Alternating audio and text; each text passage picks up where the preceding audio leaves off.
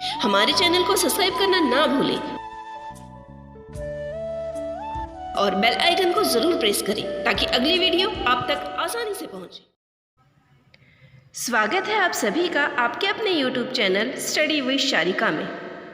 मेरी पिछली वीडियो में एक कमेंट किया गया था कि बायो की पाठ्य योजना बनती कैसे है, तो आज इस वीडियो के अंतर्गत हम बायो की या जीव विज्ञान की पाठ्य योजना बनती कैसे है इसके ऊपर चर्चा करते हैं। तो आइए देखते हैं बायो की पाठ्य योजना। ये देखिए, जीव विज्ञान की एक पाठ्य योजना बनती कैसे है।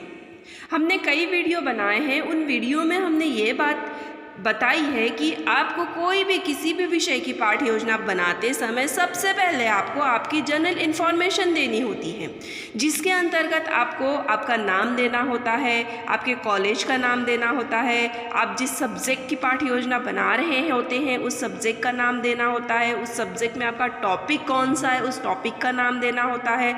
टॉपिक के बाद में अगर आपका कोई सब टॉपिक है तो वह सब टॉपिक के बारे में भी आपको लिखना होता है। आप किस डेट को ले रहे हैं, कौन सी क्लास में पढ़ा रहे हैं, कौन से नंबर का आपका पीरियड ले रहे हैं और आपका ड्यूरेशन कितना है, और उसके बाद में स्कूल जहाँ पर भी आपकी इंटर्नशिप लगी है उस स्कूल का आपको नाम वहाँ पर लिखना होता है। ये जो पाठ्य योजना होती है, ये पाठ्य योजना 40 मिनट या 45 मिनट्स की होती है। इस तरीके से आपको आपकी जनरल जो इन्फॉर्मेशन होती है, जनरल इन्फॉर्मेशन आपको देनी होती है। उसके बाद में आपका जो टॉपिक आता है उसे कहा जाता है सामान्य उद्देश्य, मतलब जनरल ऑब्जेक्टिव्स। यह जो जनरल ऑब्जेक्टिव्स होते हैं, यह ऑब्जेक्टिव्स आप जिस विषय की पाठ्य योजना बना रहे होते हैं उस संपूर्ण विषय के ऊपर बनते हैं। आप जैसे ये बायो की पाठ्य योजना है तो यह पूरा की पूरे बायो इस विषय के ऊपर यह पाठ्य योजना, मतलब साइंस के ऊपर ये पूरी की पूरी पाठ्य योजना बनाई गई है, मतलब जनरल ऑब्जेक्टिव बनाए गए हैं। जब भी आप बायो का बनाओगे तो उसमें ये जनरल ऑब्जेक्टिव जो दिए हुए हैं ये पूरे की पूरे जैसे कि तैसे आप लिख सकते हैं। ये सामान्य उद्देश्य साधारणतः 15 लिखे जाते हैं। उसके बाद में जो आपका अगला टॉपिक आता है वह अगला टॉपिक होता है विशिष्ट उद्देश्य, जिसे कहा जाएगा स्पेसिफिक ऑब्जेक्टिव। ये जो होते हैं ये स्पेसिफिक ऑब्जेक्टिव 3 हिस्सों में विभाजित किए जाते हैं। स्पेसिफिक ऑब्जेक्टिव या विशिष्ट उद्देश्य वे उद्देश्य होते हैं जो कि आप जिस विषय का जो पर्टिकुलर टॉपिक पढ़ा रहे होते हैं उसके ऊपर यह बनते हैं। और इसके जो 3 हिस्से बनाए जाते हैं उसके पहले हिस्से को बोला जाता है कॉग्निटिव डोमेन, मतलब ज्ञानात्मक उद्देश्य। इसके अंतर्गत आप जो टॉपिक पढ़ा रहे होते हैं उसके द्वारा विद्यार्थियों के ज्ञान में कितनी और किस प्रकार से वृद्धि हो रही है उसके ऊपर आपको ऑब्जेक्टिव्स लिखने होते हैं। उसके बाद में आपका अगला प्रकार आता है अफेक्टिव डोमेन, मतलब भावात्मक उद्देश्य। ये उस चीज़ के ऊपर बनते हैं कि जो टॉपिक आपने विद्यार्थियों को पढ़ा चुके हैं वो पढ़ाने के बाद में विद्यार्थियों में किस प्रकार के बदलाव आते हैं उसे यहाँ पर अफेक्टिव डोमेन कहते हैं। मतलब आपने जो पढ़ाया है उसके द्वारा कितना अफेक्ट हुआ है, उनमें कौन कौन से परिवर्तन आए हैं उस टॉपिक से रिलेटेड विद्यार्थियों में।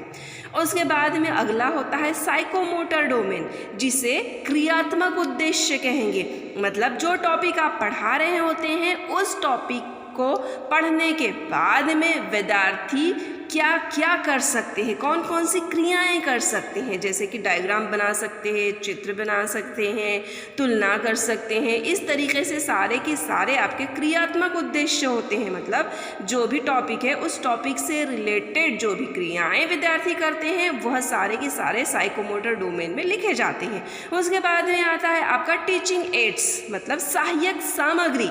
जो टॉपिक आपने पढ़ाया है उस टॉपिक के लिए आपने कौन कौन सी सहायक सामग्री का प्रयोग किया है पढ़ाते समय, वो यहाँ पर आपको लिखनी होती है। उसके बाद में आपकी आती है टीचिंग मेथड, मतलब शिक्षण विधि। हर विषय को पढ़ाने की अपनी एक शिक्षण विधि होती है, अपनी एक अलग शिक्षण विधि होती है। उस तरीके से आप ये जो टॉपिक यहाँ पढ़ा रहे हैं यह टॉपिक कौन सी विधि के द्वारा आप पढ़ा रहे हैं वह आपको यहाँ पर लिखना होता है।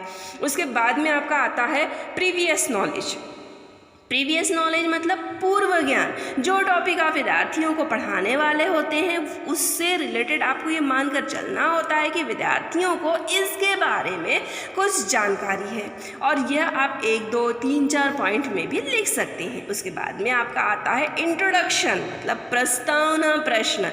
इसके 2 कॉलम बनते हैं। एक पहले कॉलम को बोला जाता है स्टूडेंट टीचर्स बिहेवियर मतलब छात्र अध्यापिका का व्यवहार, दूसरे को बोला जाता है बिहेवियर ऑफ स्टूडेंट्स मतलब विद्यार्थियों का व्यवहार। इसके अंतर्गत सारे प्रश्न होते हैं। यह प्रश्न 4 या 5 होते हैं।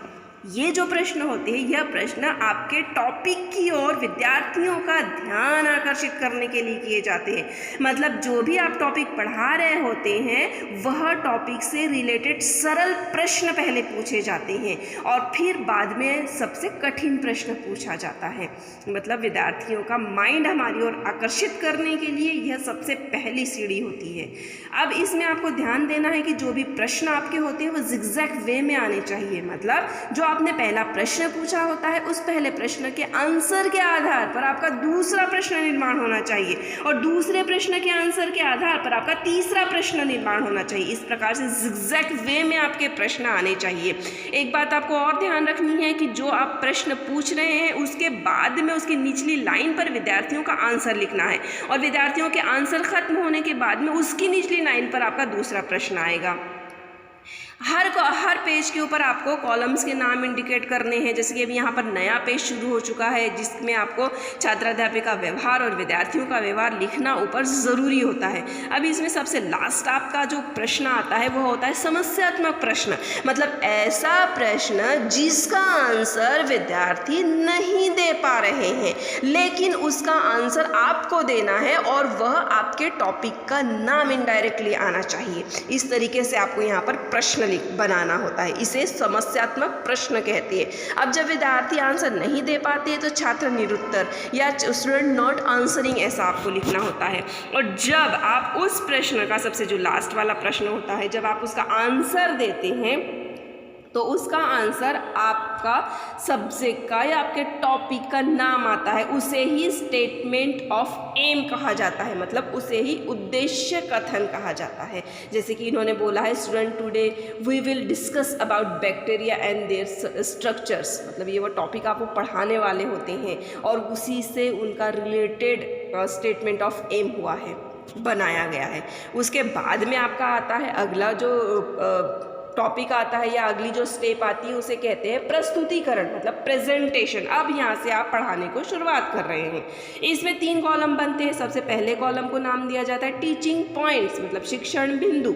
दूसरे कॉलम को नाम दिया जाता है स्टूडेंट टीचर बिहेवियर मतलब छात्र अध्यापिका का व्यवहार। तीसरे को नाम दिया जाता है बिहेवियर ऑफ स्टूडेंट मतलब विद्यार्थियों का व्यवहार।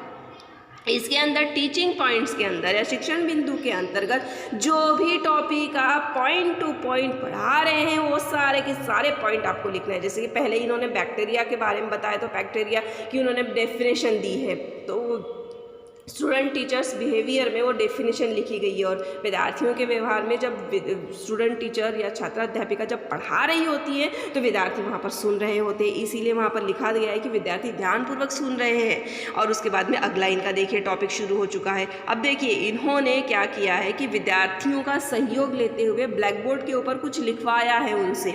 तो विद्यार्थियों ने ब्लैक बोर्ड पर लिखा है इसीलिए यहाँ पर ब्लैक शीट लगी हुई है और ब्लैक शीट के ऊपर जो भी उन्होंने लिखा होगा ब्लैक बोर्ड पे वो लिखा गया और उसके बाद में नीचे लिखा गया students right on the black board. ये विद्यार्थियों ने लिखा है इसीलिए विद्यार्थियों के कॉलम में ये ब्लैक बोर्ड लगाया गया है। अगर यहाँ यही चीज़ छात्राध्यापिका शामपट पर लिखती तो ये जो ब्लैक बोर्ड है ये ब्लैक बोर्ड छात्राध्यापिका के व्यवहार में लगाया होता और वहाँ पर उसके नीचे लिखा जाता कि छात्राध्यापिका के द्वारा शामपट पर लिखा गया। देखिए फिर अब अगला आ गया। अगले में हमने पहले भी आपको बोला कि हर पेज के ऊपर आपको जो कॉलम्स के नाम होते हैं कॉलम्स के नाम हर पेज के ऊपर देने होते हैं। देखिए अब यहाँ पर इनका अगला पॉइंट शुरू हो गया। यहाँ पर भी उन्होंने पहले समझाया और समझाने के बाद में फिर उन्होंने क्वेश्चन पूछा। क्वेश्चन का आंसर देखिए यहाँ पर विद्यार्थियों ने दिया। फिर उनको प्रोत्साहन करने के लिए ओके गुड वेरी गुड ऐसा बोला गया। उसके बाद में देखिए अगली चीज़ उन्होंने अगला पॉइंट्स पढ़ाया शेप ऑफ बैक्टीरियाज पढ़ाया। इसके अंदर उन्होंने ब्लैक बोर्ड के ऊपर खुद डायग्राम निकाली। इसीलिए यहाँ पर स्टूडेंट टीचर्स जो होता है उसके व्यवहार में उसके कॉलम में देखिए ये ब्लैक बोर्ड लगा हुआ है और उसके नीचे बराबर लिखा गया है कि student teacher right the diagram on the black board. ये स्टूडेंट टीचर ने लिखा है, विद्यार्थी छात्र अध्यापिका ने लिखा है, इसीलिए ये यहाँ पर लगा गया। देखिए फिर अब ये अगला पॉइंट वैसे ही चल रहा है। देखिए पूरा की पूरा लेसन देखिए वैसे की वैसे चल रहा है। फिर सारी चीज़ें अगली चीज़ पढ़ाई गई है, ये देखिए, और फिर विद्यार्थी भी सुन रहे हैं। अब देखिए फिर से डायग्राम आ गई है यहाँ पर, और डायग्राम फिर से छात्र अध्यापिका ने ब्लैक बोर्ड के ऊपर निकाली है, इसीलिए देखिए यहाँ पर उसके नीचे ब्लैक बोर्ड लिखा गया है, ब्रैकेट में लिखा गया है कि छात्राध्यापिका ने क्या किया है। यहाँ पर इन्होंने विद्यार्थियों के व्यवहार में ध्यानपूर्वक देख रहे हैं नहीं लिखा है, मगर आपको ब्लैक बोर्ड के सामने ध्यानपूर्वक देख रहे हैं ये लिखना ज़रूरी है, क्योंकि जब भी हम कोई भी डायग्राम निकालते हैं ब्लैक बोर्ड के ऊपर तो जो विद्यार्थी होते हैं वो विद्यार्थी शामपट की ओर देखते हैं, और जब हम समझाते हैं उन्हें तो विद्यार्थी ध्यानपूर्वक उसे सुनते हैं। देखिए इस तरीके से पूरी की पूरा उनका प्रस्तुतिकरण ख़त्म हो गया, और प्रस्तुतिकरण के बाद में फिर आता है उनका रिकैप्चुलेशन, मतलब पुनरावृत्ति प्रश्न। उन्होंने जो कुछ टॉपिक पढ़ाया है उससे रिलेटेड फिर यहाँ पर फिर से पुनरावृत्ति की जाती है प्रश्न की, फिर से दोबारा पूछे जाते हैं कि विद्यार्थियों को कितना समझ में आया है। उसके बाद में कक्षा कार्य दिया जाता है, क्लास वर्क दिया जाता है।